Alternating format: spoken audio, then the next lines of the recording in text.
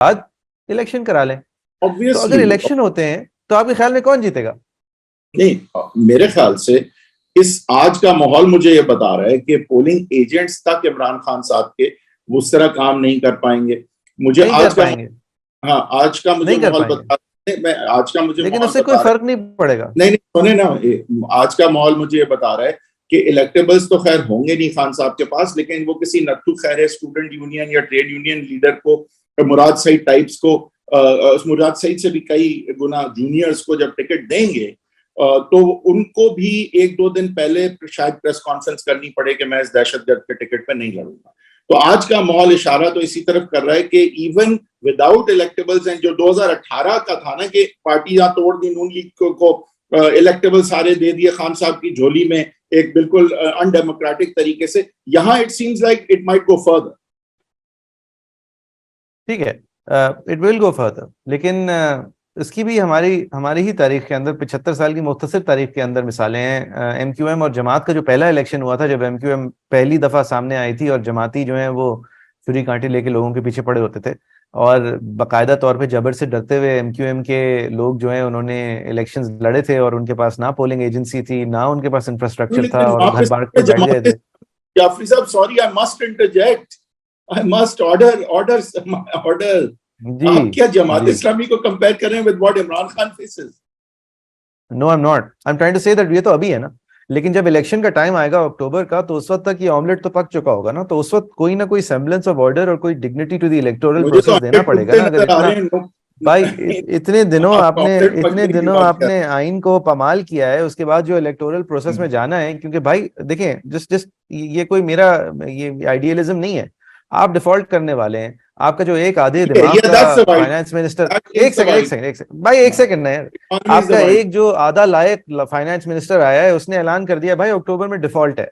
अच्छा, अब वो डिफॉल्ट को रेमेडी करने के लिए आपने जब लेंडर ऑफ लास्ट रिजॉर्ट के पास जाना है, तो उसने तो पहले ये पूछना है कि भाई आप रिप्रेजेंट किसको करते हैं, आप हैं कौन लोग, आपकी क्या पॉपुलैरिटी है। तो उसका जवाब फिर ये निकलेगा कि यार चलें फिर आप लोगों से पूछ के तो आए कि आपको हक है या नहीं। लेकिन तो कोई एक बैलेट पे इलेक्टोरल साइकिल के पीछे, भाई वो बैलेट पे ही नहीं खान सर, साहब नहीं होंगे, क्वालिफाइड होंगे नहीं और उनकी ठीक है, पार्टी जो मैं है जिस तो जीते। लेकिन एक इलेक्टोरल प्रोसेस इस साल के अंदर होना जरूरी है, क्योंकि हमारी मईशत कहती है वो कि तो होना लग रहा है कि जरूरी है। होगा, और उस इसीलिए तो इलेक्टोरल प्रोसेस के अंदर इलेक्शन तो एक होगा। मिनिमम क्रेडिबिलिटी होना जरूरी है। तो खान साहब का नाम ना भी हो, ओके, नाउ दैट्स अ लेकिन मोरल।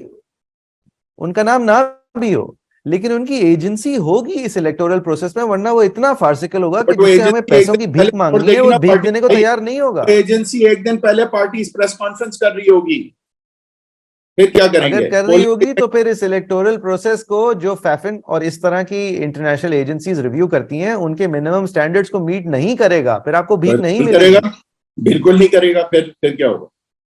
फिर 500 रुपए का डॉलर होगा और आपके पास तेल नहीं होगा भाई। अच्छा, okay. Now you have come to what I think is the only wild card remaining against this setup, और वो बिल्कुल आप सही कह रहे हैं। इस चीज को अगर कंट्रोल नहीं किया, ऑल बेट्स आर ऑफ, और ये सारा इन्होंने कंट्रोल अभी हासिल किया, ये will be set to not. I agree with you there. अगर ये 500 का डॉलर, ये तो एक इट्स सिंबल, 500 का डॉलर हो या व्हाटएवर, या डॉलर हो क्या मतलब हो, Pakistan will hit a hard default, उसका जो भी नतीजा होता है। ये मेरी राय नहीं है, ये इकोनॉमिस्ट कहते हैं कि एक थोड़ी देर के लिए आपकी करेंसी को शॉक आएगा, तेल खत्म हो जाएगा, बिजली नहीं होगी, खाना नहीं होगा, मतलब ईंधन नहीं होगा। What will it look like is the question, and you're right. If it looks like this कि मेरे घर पे या किसी के भी घर पे 15 घंटे बिजली नहीं होगी, मेरे पास तेल नहीं होगा, काम पे जाने को नौकरी नहीं होगी, काम पे जाने को मेरे पास क्लाइंट आना बंद कर देंगे, हर चीज कम से कम डिफर्ड होगी, तो बिलाशुबा मेरे ख्याल से भाई आप माशाल्लाह, आपके ये मसाइल होंगे, खाने को नहीं होगा, सस्टेनेंस लिविंग के लोगों को 2 हफ्ते तक खाने की सप्लाई चेन शॉक हुई होगी यार। But I don't see that happening. I don't see that happening. I see rollovers. I see emergency में कोई sustenance हमारी किसी तरह. So the country's most capable finance minister in at least the past 4 decades says it's going to happen unless you get your house in order. The lender of last resort tells you that we will only consider your house in order if you bring a fresh mandate to us. Otherwise, we don't really get what this Isaac Dar is up to. Fresh mandate आ रहा है. Election हो रहे हैं और election में fresh mandate आ जाएगा। वो आपको जैसा भी हो, जिस तरह भी आए, उस पे all bets are off, but fresh mandate सही है। अच्छा तो सही है।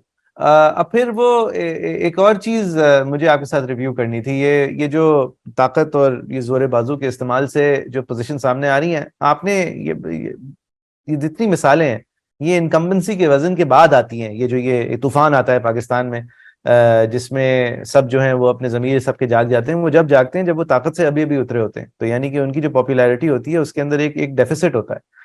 मेरे ख्याल में जो सबसे बड़ी गलती, और बहुत कुछ चेंज हुआ है वहीद साहब, बहुत कुछ चेंज हुआ है पिछले 2 हफ्तों में, ये मैं मानूंगा। और जो सुप्रीम कोर्ट के अंदर आप और मैं दबे लफ्जों में उम्मीद लगाए बैठे थे कि ये मतलब बंदयाल साहब की ये लेगेसी है, तो वो अपनी लेगेसी की वजह से ही ये सब कुछ कर रहे हैं, तो किसी अंजाम तक पहुंचा के जाएंगे, मतलब यहाँ पे इलेक्शंस वाली बात को कहीं लेके जाएंगे। लेकिन खान साहब ने अपनी 9 मई की वाकयात की मजम्मत ना करके उन्होंने बेसिकली अपने रग को तो खींचा ही खींचा, उन्होंने सुप्रीम कोर्ट के अंदर के नीचे से उन्होंने रग खींच लिया है।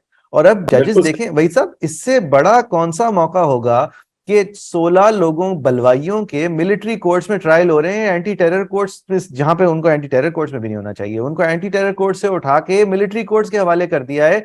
और सुप्रीम कोर्ट से कोई रुजू नहीं कर रहा, और फुल कोर्ट बैठने की बातें नहीं हो रही, और सुओ मोटो नहीं हो रहा कि ये भाई ये ऑफिशियल सीक्रेट एक्ट्स की अब्यूज है, ये आर्मी एक्ट की अब्यूज है। क्यों? क्योंकि जजेस इस बात में पड़े हुए हैं कि मेरी मदर इन लॉ के ऑडियो टेप्स पे आप कैसे बैठ के सुन सकते हैं, और ये कमीशन ऑफ इंक्वायरी है या नहीं है। और इस बात से भी चले हुए कारतूस हो चुके हैं कि उन्होंने सियासी थिकेट में इतने मामलात के अंदर घुस चुके हैं कि अब उनकी कोई लेजिटिमेसी, मॉरल लेजिटिमेसी है नहीं, जिसके बारे में अब बंदयाल साहब को ख्याल आता है कि नहीं हमारी अथॉरिटी ही मॉरल अथॉरिटी है। मेरे भाई, मतलब ये ख्याल अगर पहले आ जाता और इस अथॉरिटी को जाया नहीं किया जाता, तो आज वो मौका है कि हमारा सुप्रीम कोर्ट यक जबान होके फुल कोर्ट बन के बोलता।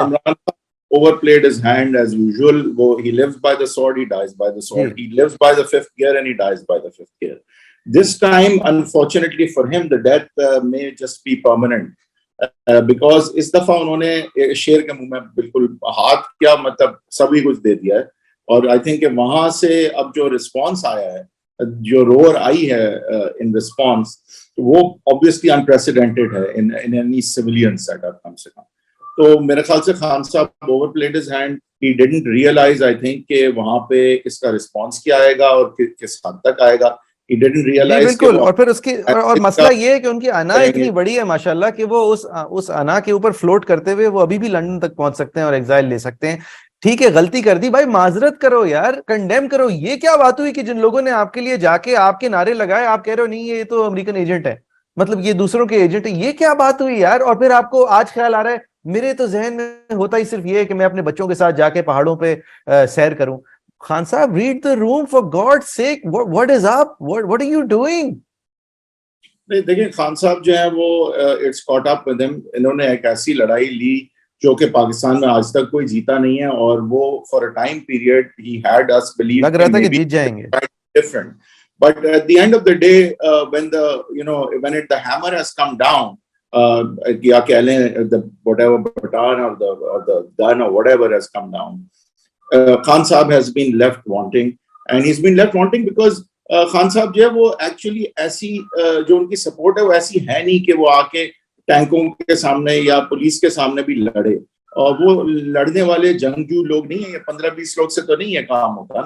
तो आगे जाके कोई बैठ जाए धरना दे के मैं उठूंगा ही नहीं जब तक ये नहीं होगा वो नहीं होगा, इस तरह ये भी हो जाता शायद। ये अच्छी बात होती है, बुरी बात होती है, उसमें मैं नहीं जा रहा, लेकिन ये भी हो जाता है। लेकिन यार थोड़ा सा आपका लीडर भी तो उंगली कटा के शहादत दे, मतलब थोड़ा सा तो कुछ कर लें।